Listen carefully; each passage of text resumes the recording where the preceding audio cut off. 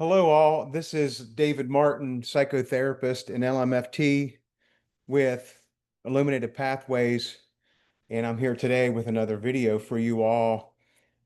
So today we're diving into one of the most misunderstood dynamics in relationships, the difference between love and attachment. Many people think they're in love, but what they're really experiencing is an emotional attachment born from pain, fear, or unmet needs.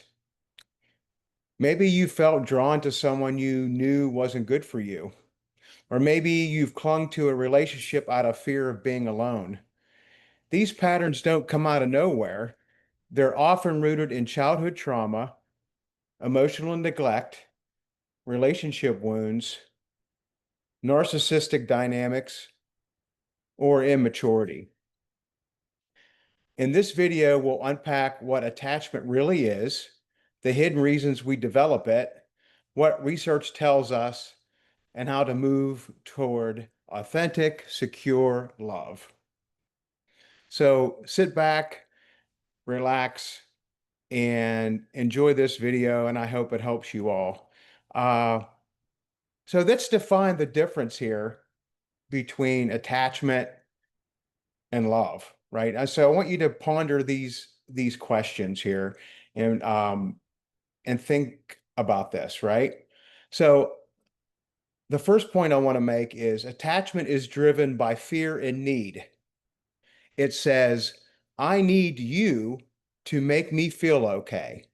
I need you to regulate my emotions. I need you to make me feel better, right? Love is driven by choice and respect. It says, I see you, I care for your growth, and I want your best, even when it challenges me. So if someone loves you, they're not going to leave you out in the cold. They're going to fight. They're going to fight for the relationship, right? That's love, right? Attachment looks like intensity. Love feels like calm. Let me say that again, right?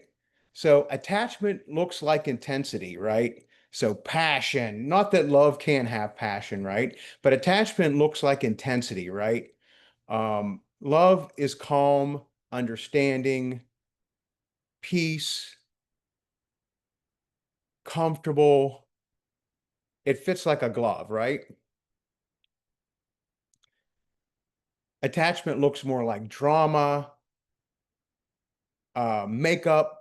makeup sex from fighting, that kind of stuff, right? That is all attachment kind of behaviors, right? Um, a person regulating the other person's emotions, um, again, tending to that person's unmet needs. That's very much attachment. That's very much codependency. That's very toxic, right? Love is none of those things. Love is the opposite of that. Love is genuine. Love is unconditional. Love is, like I said, calm, peaceful, um, equal give and take, balance. So let's move on to number two, the hidden roots of attachment. Here are some key reasons why people form attachment instead of healthy love.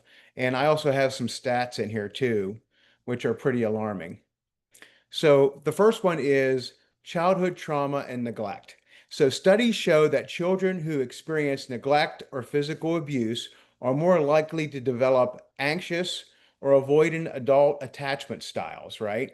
Which in turn predict worse mental health outcomes. And that's from statistics from the PMC plus the 2PMC2. And let me explain a little bit about anxious uh, or avoidant adult attachment styles. Um, so anxious avoidant would be um, an anxious avoidant would be like a people pleaser, right? Someone that holds on to a relationship and it very much looks like control of a relationship, but it's actually anxiety in fear that the other person is going to leave them. So it's like an anxious attachment, right?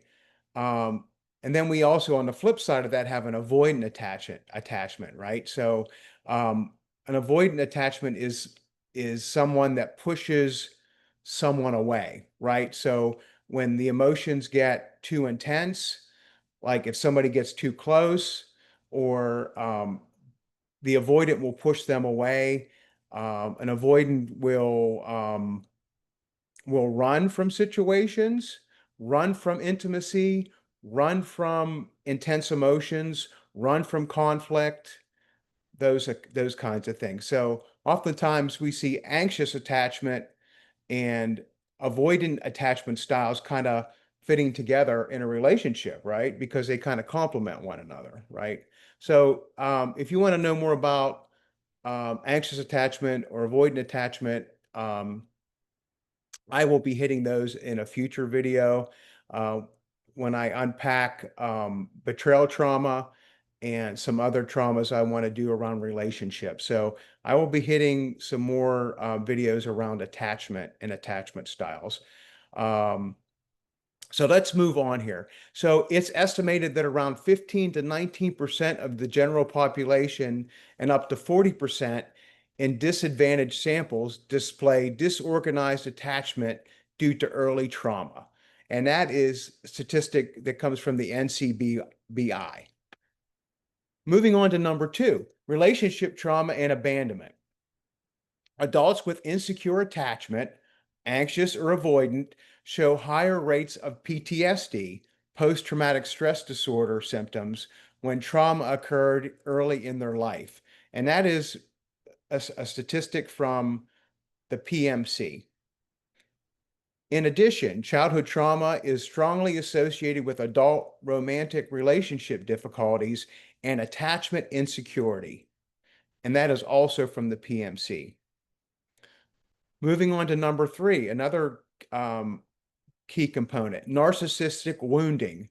So unmet validation needs. So people seeking validation, affirmation, or rescue in relationships can confuse attachment for love. And that comes from Psych Central.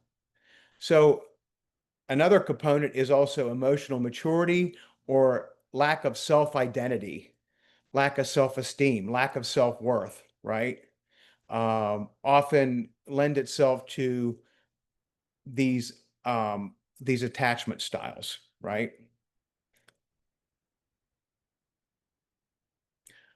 Another key point is when someone hasn't built internal security or self-regulation, they lean on other persons to feel whole.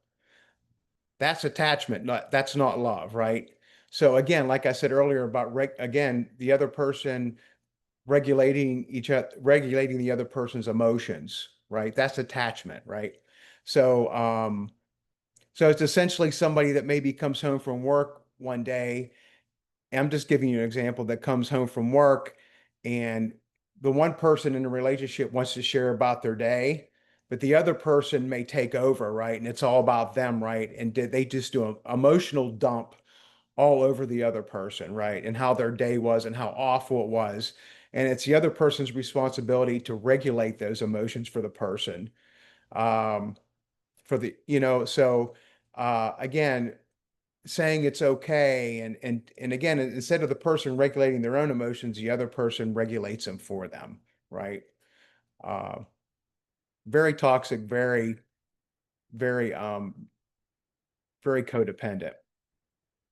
So moving on to the next one, fear of abandonment and loneliness. So many remain in unhealthy relationships, not from love, but from fear of being alone, fear of having not enough money, fear of not having enough security, um, fear of abandonment. So all these patterns can be really rooted in early attachment disruption, early childhood development. And I see a lot of this with the clients that I work with. And moving on to number 6, control, greed, and ego attachment. So some relationships become attachments of power, possession, or status rather than mutual growth and freedom. So a lot of times in these kind of relationships, it's since the relationships are hollow, it's all about the outer appearance and what it appears to be. So it's like keeping up with the Joneses here, right? So it's appearing in front of everybody that they have the best relationship, and they're like the model Barbie and Ken relationship, right? But deep inside, it's toxic, it's dysfunctional, it's just, it's just hollow. It's not made of anything. There's no substance to it, right? It's a relationship of convenience, right? So an example of this is recently for me was with a client. And with this relationship, it ended poorly, right? Very badly.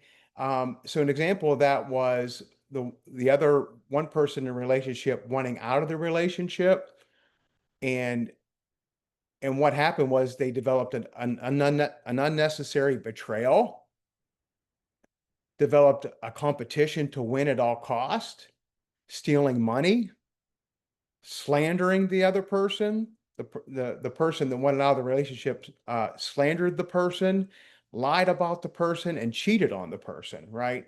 So that's classic behavior of an avoidant attachment, right? So when the relationship went south and they wanted out, they just burnt the whole village down, right? It's just burned the whole thing down, right? So that's just an example of, again, the control, greed, and ego attachment that drives this component of it. So let's talk about some ways to heal and shift from attachment to love and to have some of these healthy relationships. Um, so number one, identify your triggers and your patterns. Journal moments when fear, jealousy, or anxiety arise. Ask yourself, what am I really afraid of losing here? Number two, reparent yourself. Offer yourself what you longed for: safety, care, validation, internalize your worth, right? So I'm a firm believer in, if you're a strong individual and you have a strong sense of self, you're going to be healthier in a relationship. If you don't have a strong sense of self and you haven't done your own inner work as an individual, there's a higher likelihood that you're going to mirror that in your relationship. Okay? Number three, create emotional space. Love allows breathing room. Practice being okay with being alone. Solitude builds secure love.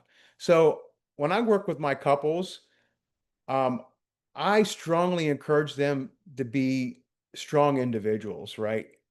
And do their own thing in the couple relationship, have their own sets of friends, have their own interest, right? Have time away from one another, right? Not necessarily doing everything together, right? And become independent, strong individuals as well, right? That lends itself to having a strong, firm relationship. Number four, seek secure reciprocal relationships. Healthy love is mutual. Choose someone who values your independence as much as your company versus scrutinizes your independence and is wants to have you at their beck and call all the time, right? Um, Again, that's toxic and codependent, right? So keep that in mind. Number five, therapeutic work around trauma. Explore childhood wounds, attachment patterns, and relational trauma. Healing your past frees you to love without fear. So, to wrap this baby up, attachment isn't love. It's the echo of what was missing. It's your nervous system still trying to feel safe. Real love doesn't demand or cling.